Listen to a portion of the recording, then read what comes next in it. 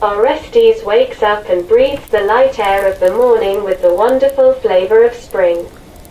For a long time he had learned to sleep in his saddle like the Huns. How many events and impressions! They advance for several weeks to the east to meet the sun. Before they spent a month in the Caucasus. On the orders of Oros Khan, the princes and chiefs who were the vassals of the Khan Abbas, who died recently, took an oath of fidelity to Attila. The oath given in the name of Tangra, the laws of Modin Khan and the authority of Attila ensured the subjection of these subjects. The sun has just risen. On the horizon one sees the blue mountains. Attila exclaims, Altai, the land of our ancestors. Prince Elak and the horsemen of the escort uttered cries of joy, Hurrah! Ara, Uri.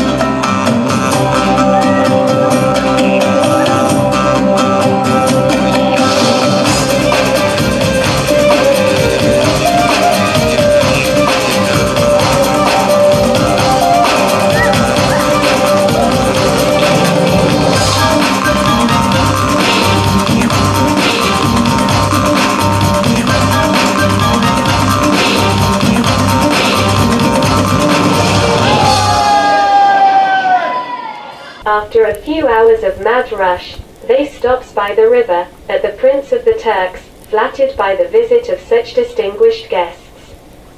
The local tribe is not part of the state of Oros and Attila, but always keeps its neutrality because it felt from the south the pressure of the Georgians. The Turkish dialect is distinct from that of most of the Huns encountered by Orestes, but was quite understandable. The Turkish prince says, We also live according to the laws of Modin Khan and we beseech Tangra of the restoration of the unity of all the Hun solar tribes with the bridles on their backs. Since there is only one God in heaven, on earth there must be but one sovereign, who will guarantee peace among all countries. The Georgians possess the principal lands of the ancient Huns and think that they are the ones who are to restore the Hun Empire, but they do not always follow the laws of Modin Khan. They say that the Tabgachas serve too zealously the interests of their Chinese subjects. One then begins to talk about the later itinerary of Attila, who wants to reach the center of the First Hun Empire. The prince says, No one, except the Khan of the Georgians, can prevent you from visiting the graves of your ancestors. I think that he too will not dare to stop you and, perhaps, will be very happy to meet you. I can go and see him with one of your officers to explain your intentions. You can go quietly to Baikal, there I will find you. Our journeys should normally have the same duration. Then I would like to go with you to the Orkhon River. It is also interesting for me to visit these places. West bank of Lake Baikal. Attila and his suite ascend to the summit of a high mountain, sacred for the inhabitants of the country, to watch the rising sun. Orestes, who knows that the Huns silently recite short prayers, also starts silently his Christian prayer. When the sun rises, Attila asks his followers to leave him with Elek and to go to the camp down the mountain. The father and son look long at the great lake of the ancestors. Attila saw the Mediterranean, Black, Caspian, Aral, Baltic and North Sea seas but never experienced such emotion. He breathes deeply, with happiness and delight, with great gulps the fresh air. Contemplating these waters and blue mountains, so as not to forget them. Then Attila calms down and says to his son, "Our ancestors were obliged to leave these lands. China raised the neighboring peoples against them, and divided the chiefs. Many generations of our ancestors lived peacefully between the Urals and the Aral Sea. One day Tangra sent him a hind with gold horns, which guided him to military glory, reminding him of the greatness of our ancestors. Now we have created our mighty El. And your name Elik means the one who possesses a state, or peaceful, because the word El has both meanings, state and peace. You know that the Huns cannot even get their weapons out of their scabbards without the Khan's order. We have an immense responsibility. We alone answer before Tangra the inevitable victims of the wars for order on earth. Human life is short. I will take care of peace and order in the west.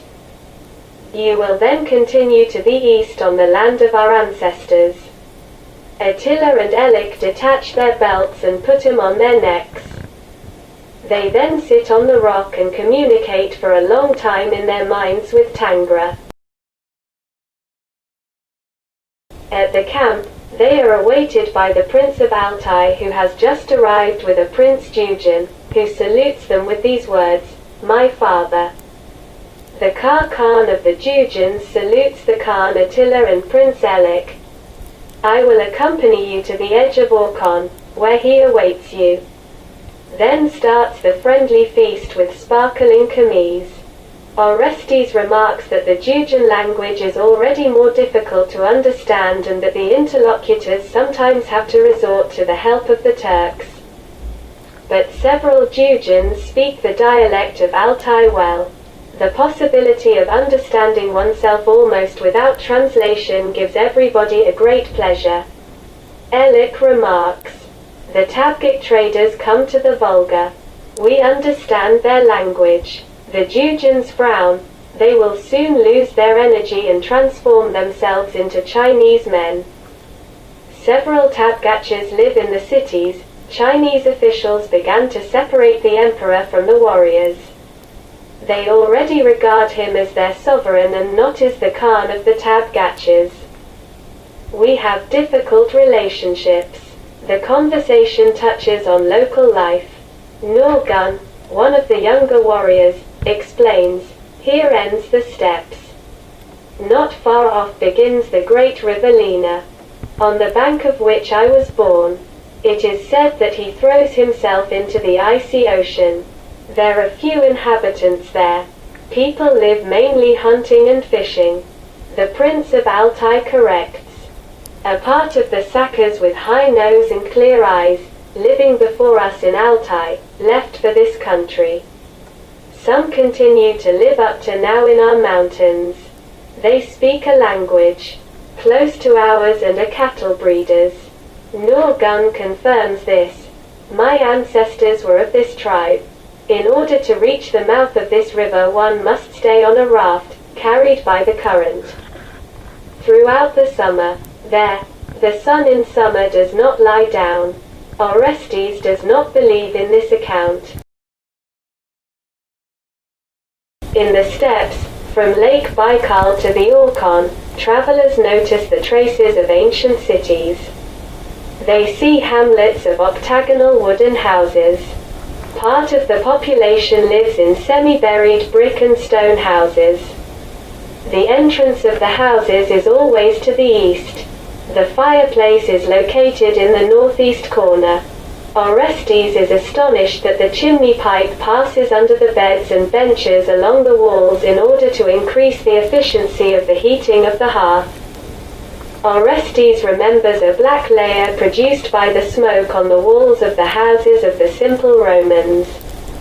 The traditional Roman houses included only one room. It served as a kitchen, a canteen and a bedroom. Some think that its name, atrium, comes from the word atta, black, because it did not have a chimney pipe. For this purpose, and for the lighting, there was only a rectangular hole in the center of the roof. The light also came in through the door. The windows hardly existed. Some houses had rooms divided by partitions. The Romans learned to build such houses of the Etruscans. Before they had only rectangular or round cabins without windows and even without a hole for the exit of the smoke. At the edge of Orkhon they see a military camp with a royal tent in the middle. The Khan meets them amicably. I greet the Khan and the Prince of the Great El of the Huns of the West. I'm glad you decided to visit the land and the graves of your ancestors. A great feast begins. In raising a cup of Chinese wine, the Khan says, "We have here a Chinese scientist of Hunnic origin. Bilgan. He also came to visit the land of his ancestors. His story will be interesting to us." Bilgan, after some formulas of politeness, begins his narrative with pleasure. You know the legends about Modin. I heard almost identical accounts of the simple Tabghic warriors in China, of the shepherds on the banks of Orkhon and on the mountains of Otukon. That is why I will only tell you the details of the foundation of the Hun Empire communicated by Sima Siani. About 6.5 centuries ago, Modin made his first forays into China, where the Sine dynasty had just fallen. The number of his troops was estimated at 300,000. Emperor Gaozu personally led the troops against Modin. But the Huns applied the ordinary tactics of the steppes. By pretending to flee, Modin drew the Chinese detachments into a trap and surrounded the Chinese army's vanguard with the emperor near the village of Baden, not far from the town of Pinchin. Modin had 4 armies which were distinguished by the colors of the horses, white, grey, black and ginger. Elik exclaims, "Where does our army come from on the white horses, the Akatseri?" The animation is general. Bilgan continues his story. Gaozu was obliged to conclude with Modin an agreement of peace and kinship, to give him a princess for wife and to undertake to pay an annual tribute. Modin created a power so strong that the Chinese compared it with the Middle Empire. 30 years after a frontier prince attacked China, the emperor mobilized the army, but the Huns did not fight. The Chinese court, taking into consideration the strength of the Huns, restored with them peace relations. According to a new agreement, the Hun power was recognized as equal to the Chinese Empire, and the two emperors called each other brothers. The same year the Huns had important victories on their western border. All that Orestes saw and heard confirms Attila's analysis of the international situation. Attila concludes with the Khan an agreement of friendship which foresees the respect of the zone of the neutral peoples and tribes. They could accept a proposal to participate in the eastward incursions, undertaken by the Khan of the Georgians or in the enterprises in the west, led by Attila. The Khan offers visitors, "You can now watch and visit the Great Wall of China built against our common ancestors. After your long journey, it will look like a little walk." The eyes of Elik and Orestes are inflamed. Attila says, "We must soon return to the Danube. This time our trip is too long. But I too am burning with the desire to contemplate this great wall which testifies so well to the power of our ancestors." Accompanied by Bilgan, who knows the Tabghic governor of the border province, Attila and his sequel make a fascinating journey to the Chinese border city, climb the wall and admire the infinite steppes to the north and the province populated to the south. Attila declines with regret a kind proposal of the governor to go with him to meet the Tabghic Emperor of China and confides to Edikon the mission to go to the capital of China accompanied by Bilgan. A final banquet is organized in a tower of the Great Wall, on the roof of which are hoisted on this occasion the Tabgach's, Huns and Georgian standards.